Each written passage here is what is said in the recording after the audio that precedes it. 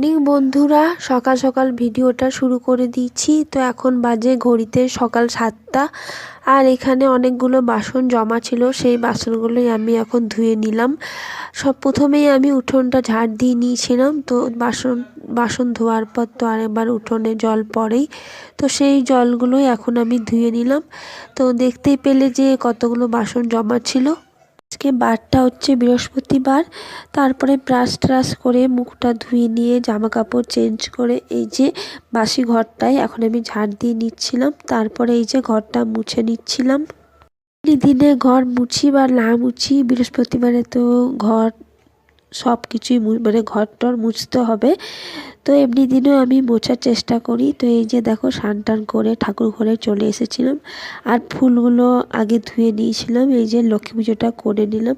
তারপরে চলে এসেছি রান্না করতে। সেরকম কিছু একটা রান্না হয়নি।